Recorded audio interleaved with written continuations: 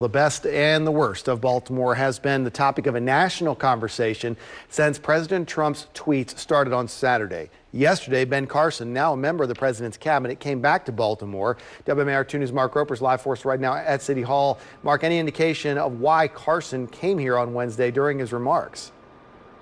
Well, Christian, that's not really clear. The press release from Ben Carson's office mainly said that he was coming here to visit when and where that press conference would be held, but it didn't say what would be talked about or why. Even the mayor of Baltimore didn't know that Carson was coming here. But of course, his visit appears to be directly inspired by the president's Twitter war on Baltimore. And despite the president's recent derogatory comments about Congressman Elijah Cummings, his district in West Baltimore, and calling the city's elected officials corrupt, Carson talked about the need for politicians to work together to make Baltimore a better place. The housing secretary says he would like the president to come to Baltimore to tour the city and express his heart to the people. Carson hopes a presidential visit to Baltimore would allow the president to see what's working and what's not. He believes money for self-sufficiency and counseling programs will help those in need make a better life for themselves. And in regards to the president's comments that billions of federal dollars given to Baltimore have disappeared, Carson talked about a new HUD tool which shows exactly how much money is given to districts and how it's spent.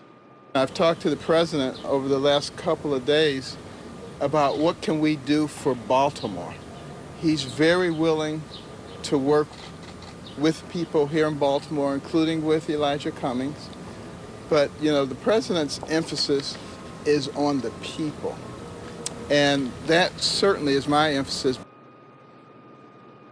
Now, Carson is a former Johns Hopkins neurosurgeon, so part of the reason for his visit could have been to smooth things over with the city as well as defend the president. His organizers, though, hit a little snag during that press conference as they set up the meeting in the vacant lot of the Morning Star Baptist Church parking lot. But they didn't get the permission from the church, so they asked them to move. We are live in downtown Baltimore. Mark Roper, WMAR 2 News.